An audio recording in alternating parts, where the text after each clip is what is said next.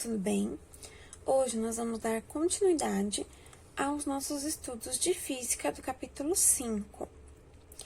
Hoje nós vamos conversar um pouquinho sobre a dinâmica. A gente conversou sobre a cinética até agora, e nós usamos cinemática, e nós vamos conversar agora sobre a dinâmica. A dinâmica é a área da física que estuda as causas e os efeitos dos movimentos.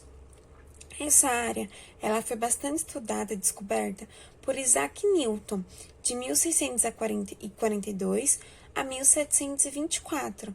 Então, é uma área bem antiga da física, que vem sendo estudada desde então, onde ela vai falar sobre a causa e os efeitos dos movimentos, ok? Das vertentes bem importantes da física é a dinâmica. E a dinâmica estuda sobre a força. A força, ela é aquilo que pode modificar, deformar ou colocar algum objeto em movimento, através dos movimentos de puxar, empurrar, esticar, comprimir e entre outros. Existem diversos tipos de forças e eu trouxe alguns exemplos aqui para vocês. Então, tem a força de atrito, a força gravitacional, a força de arraste, a força aplicada em um objeto, força elástica, força magnética, tração ou tensão e a força de empuxo. Nós vamos estudar um pouquinho sobre cada uma delas, tá bom? Para isso, nós precisamos aprender sobre as leis de Newton. A primeira lei de Newton, ou também chamada de princípio da inércia, diz que todo corpo deve permanecer no estado de repouso ou em movimento retilíneo uniforme se a força resultante sobre ele for nula. O que isso significa? Significa dizer que todo o corpo permanece no seu estado inicial, seja ele um estado de repouso ou um estado de movimento, se não estiver nenhuma força atuando sobre ele, ok? Então, vamos utilizar aqui um exemplo. Na letra A, eu tenho uma pedra, né? Essa pedra, ela está parada. Isso significa que ela está em repouso e que a força resultante sobre ela é nula, ok? Porque ela está em repouso, ela está parada. Aqui na letra B, eu tenho um homem empurrando essa pedra para a direita e um homem empurrando essa pedra para a esquerda. Se eu considerar que a força de ambos é igual, eu também tenho que a força neste local é nula, então a pedra continua em repouso, certo? Porque eles vão estar fazendo a mesma força para sentidos opostos, o que vai tornar isso nula. Já em relação à letra C, eu tenho os dois homens empurrando essa pedra para a esquerda. Isso faz com que a força resultante na pedra seja maior do que zero e colocar, assim, o objeto em movimento, ok? Então, enquanto a força for nula, esse objeto vai continuar em repouso. A partir do momento que a força ela é maior do que zero, eu tenho ali um movimento desse objeto. Outro exemplo também que pode ser utilizado é em relação às partidas de futebol. Aqui eu tenho um exemplo da letra D, a bola está parada, certo? Se ela está parada, a força sobre ela é nula, ela está em repouso.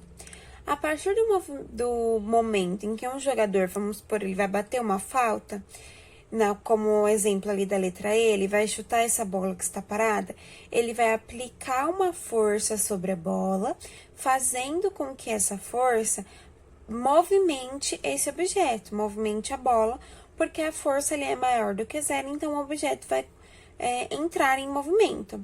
Na letra F, a bola está no ar, então ela continua ali com a impulsionação daquela força aplicada pela letra E e o objeto vai continuar em movimento. A partir do momento que a bola encosta no gol, o gol faz uma força contrária a essa bola. Então, ele vai fazer uma força ali para a esquerda.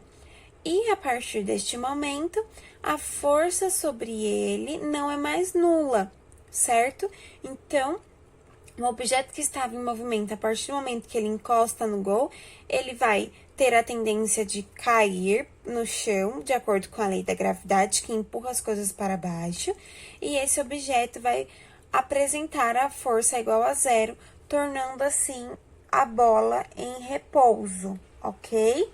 Então, percebam que ela estava em repouso, houve a ação de uma força para colocá-la em movimento e houve uma ação de outra força para voltá-la a seu estado de repouso. Podemos utilizar também um exemplo de ônibus ou aviões ou qualquer outro veículo que esteja em movimento. Aqui eu tenho nessa primeira imagem da esquerda, o homem está sentado, certo? Ele está lendo e ele está com a força igual a zero. Ele está em movimento porque esse veículo está em movimento, ele está em aceleração contínua, tá? A partir do momento que esse veículo freia, a tendência é permanecer no movimento, porque eu não tenho nenhuma força contrária aí a este processo. Então, a tendência é quando a gente está em um veículo, por exemplo, em um ônibus, e ele dá uma freada brusca, a nossa tendência é ir com o corpo para frente, porque o nosso corpo vai continuar no movimento de aceleração, tá bom? Assim como se eu estou sentado e o carro acelera com tudo, a tendência do meu corpo é ficar ali grudadinho na cadeira, ok? Então, a tendência é permanecer em movimento se eu não tiver nenhuma força resultante, assim como a tendência é permanecer em repouso se eu não tiver nenhuma força resultante sendo aplicada ali naquele objeto que está parado, tá? E nós também temos que saber sobre a terceira lei de Newton. A terceira lei de Newton, ela também é conhecida como o princípio da ação e da reação, onde diz que toda força de ação em um corpo surge uma força de reação em um segundo corpo, de mesmo módulo e direção, porém em sentidos opostos. O que significa dizer isso? Significa dizer que toda ação tem uma reação. Então, se eu empurro um objeto, esse objeto vai fornecer uma força contrária de mesmo módulo e direção, porém em sentidos opostos. Então, vamos ver aqui uns exemplos. Para eu caminhar, eu preciso retirar o meu pé do chão e colocar novamente, certo? Para poder andar.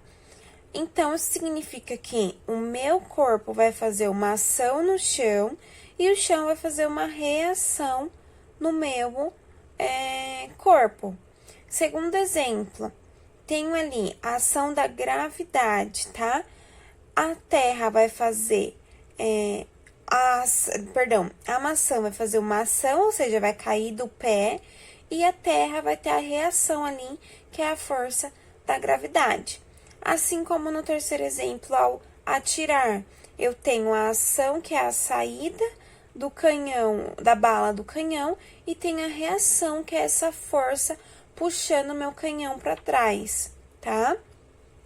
Então, eu tenho essa ação e essa reação, mesmo módulo e direção, porém em sentidos contrários, ok? O que significa dizer que é mesmo módulo? Que é a mesma força, o mesmo valor de força. Então, se eu aplico ali no chão uma força igual a 2 newtons, o chão vai me aplicar uma força também contrária, em sentido oposto, de 2 newtons.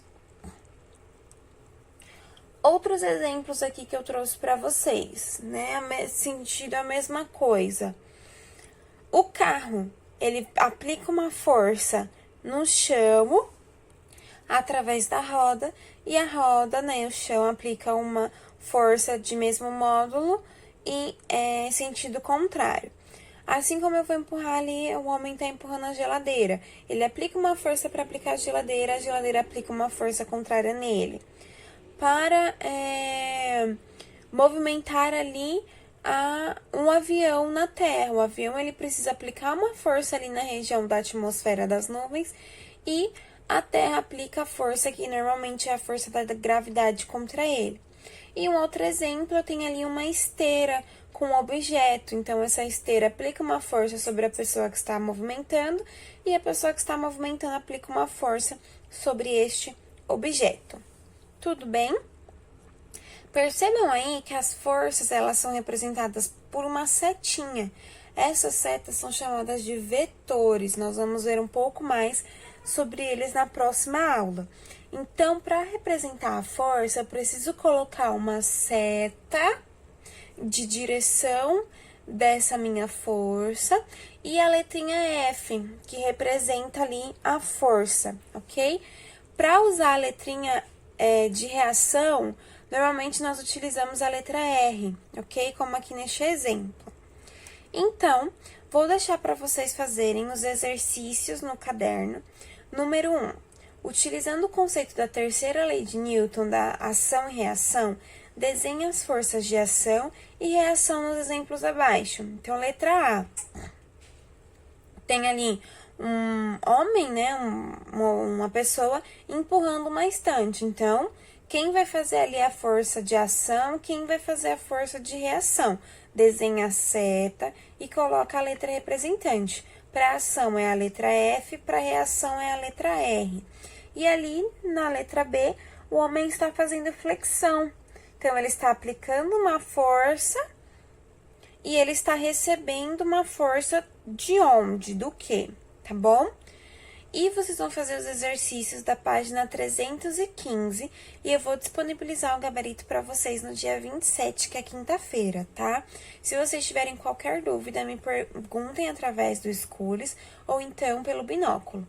Um beijo para vocês e até a próxima aula.